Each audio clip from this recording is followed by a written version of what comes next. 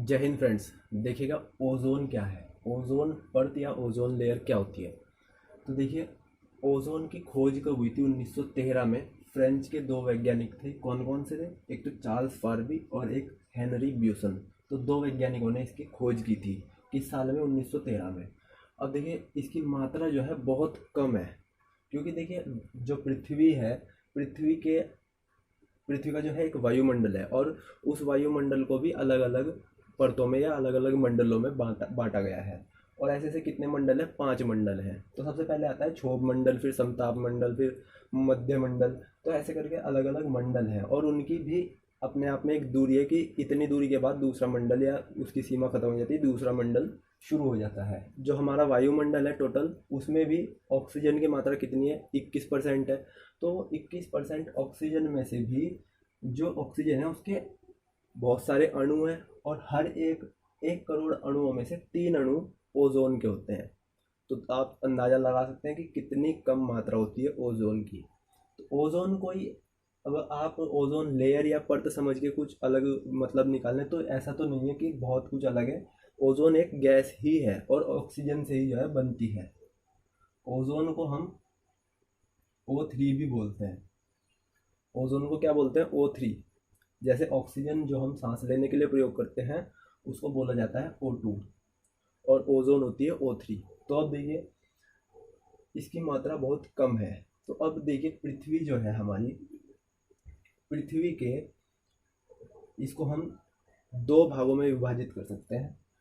अब देखिए कैसे। जो ओजोन है वो 8 10 किलोमीटर से स्टार्ट हो जाइए। जैसे हम यहाँ पृथ्वी पर खड़े हुए हैं, और यहाँ से 10 किलोमीटर की दूरी तक जाइए, और 10 किलोमीटर से लेके 50 किलोमीटर तक ओजोन हमें वायुमंडल में मिलती है।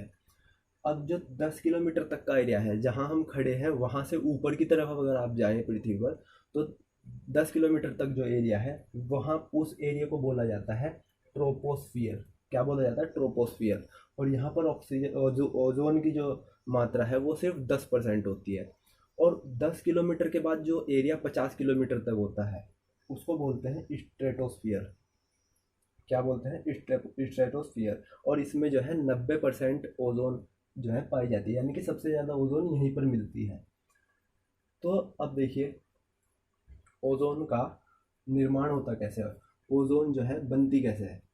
तो ऑक्सीजन और अल्ट्रावायलेट रेज जो होती हैं, सूरज से आने वाली अल्ट्रावायलेट किरणें या पराबैंगनी किरणें, इन दोनों के मिलने से ही ओजोन बनती है। अब देखिए, आप कहेंगे कि अल्ट्रावायलेट रेज को रोकने के लिए ही ओजोन है, और ओजोन बनती ही इससे है। तो ये बात सही है। देखिए कैसे। देखिए, जो ऑक्सीजन होती है वायुमंडल में कैसे पाई जाती है? हम जो ऑक्सीजन यूज़ करते हैं सांस लेने के लिए, वो 2 अणुओं में होती है। क्योंकि हम इसको O2 बोल रहे हैं, तो O और एक और O, तो ये जब दो ऑक्सीजन के अणु आपस में ऐसे मिल जाते हैं, तो ये क्या बन जाती है? O2। ठीक है ना? तो ऐसे बहुत सारे अणु होते हैं, बहुत सारे अणु होते हैं वायुमंडल में। ये मैं आपको दिखा दे रहा हूँ, ऐसे बहुत सारे अणु हमें मिलते हैं। तो ये सब क्या है? O2 है।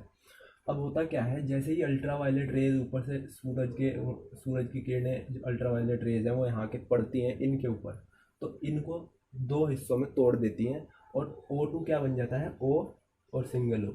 तो यहाँ पर ये सिंगल O जो होते हैं, ये क्या करते हैं, अब इनको भी पेयर बनाना है, तो ये क्या करते हैं, जाके ये जो दो अणु हैं इनसे मिल जाते हैं। तो अब क्या होता है, इन दो अणुओं के साथ एक तीसरा अणु आ जाता है, और ये जुड़कर O3 बना देते हैं।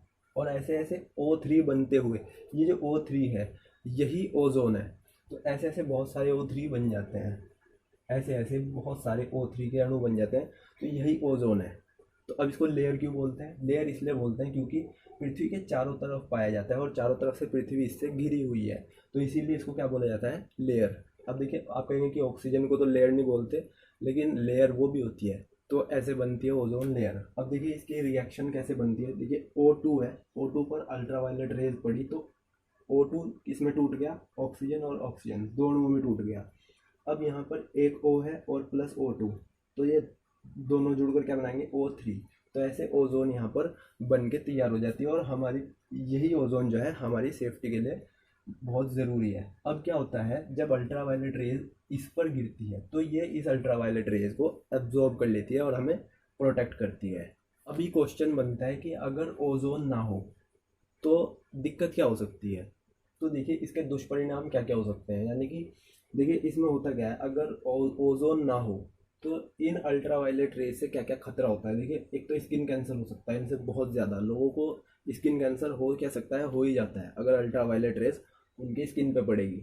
दूसरी चीज़ मोतियाबिंद हो जाता है आँखों में। आपने देखे होंगे कि मोतियाबिंद आँखों में एक सफ़ेद लेयर चढ़ जाती है, उसको बोला जाता है सफ़ेद मोतिया। बहुत अलग अलग मोतियाबिंद होते हैं, तो मोतियाबिंद हो सकता है। तीसरी चीज़, इम्यूनिटी बहुत कमज़ोर हो जाएगी, क्योंकि जब अल्ट्रावायलेट रेज हमारे शरीर में जाएंगी वो हमारे जो सेल्स होते हैं, ब्लड सेल्स, और जो भी हमारे जो इम्यूनिटी के लिए इम्यूनिटी को बनाते हैं उन सबको ख़त्म करेगा, और वहाँ से क्या होगा, इम्यूनिटी कमज़ोर होनी शुरू हो जाएगी। उसके बाद क्या है, एक फ्लाइटोप्लैंक्टन एक समुद्र की सतह पर पाई जाती है, तो ये नष्ट हो जाती है। तो इससे क्या होता है, हमारी खाद्य श्रृंखला जो होती है वो बिल्कुल नष्ट होनी शुरू हो जाएगी। उसके बाद आती है कि फसलों के लिए बहुत बड़ा खतरा होता है। अनाज जो है पैदावार उसकी बहुत कम हो जाती है या ना के बराबर हो जाती है, अनाज पैदा ही नहीं होगा तो आदमी खाएगा क्या। तो इसीलिए कहते हैं कि ओजोन जो है बहुत ज़्यादा ज़रूरी है मनुष्य के लिए भी और पृथ्वी के लिए भी।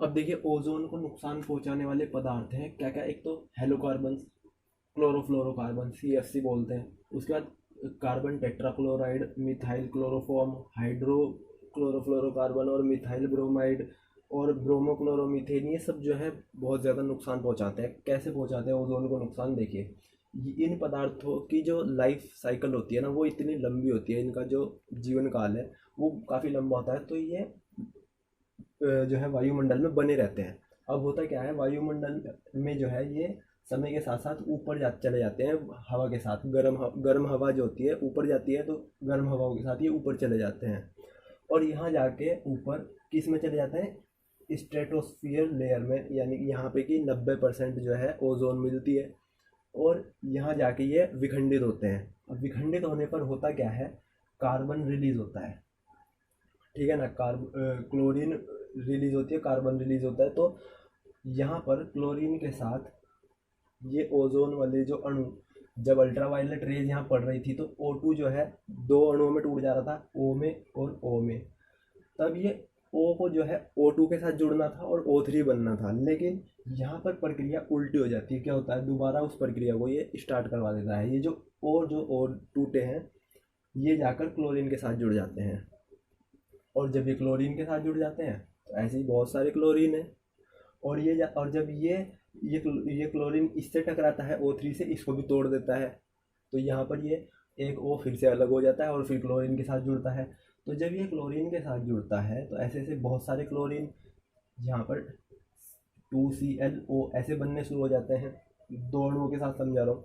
तो जब ClO बन जाएंगे तो अब ये आपस में जब रिएक्शन करते हैं तो फिर से ये O अलग हो जाता है और दूसरा O निकल के आता है ClO से, तो ये दो अणु मिलके फिर से ऑक्सीजन मिला देते हैं। तो इस वजह से यहाँ पर ऑक्सीजन ही बनी रहती है और ओजोन जो है कम होती चली जाती है। तो ये जो क्लोरीन का एक अणु है ना, ये लगभग ओजोन के 1 लाख अणुओं को नुकसान पहुंचाता है। तो आप सोच सकते हैं कि कितना ज़्यादा नुकसान ओजोन को होता है। और ये सब पदार्थ और कोई नहीं, हम लोग ही अपने आम यूज़ में, जो रोज़मर्रा की जो लाइफ हमारी है उसमें हम इसको यूज़ करते हैं। कैसे, हमारे रेफ्रिजरेटर, फ्रिज हो गए और AC वगैरह हो गए, उनमें जो है ये गैस वगैरह यूज़ की जाती हैं, उन्हीं से ये सब पदार्थ रिलीज़ होते हैं। तो आई होप कि आपको ओजोन समझ में आ गया होगा। मैं मिलता हूँ आपसे किसी ऐसे टॉपिक के साथ अगले क्लास में।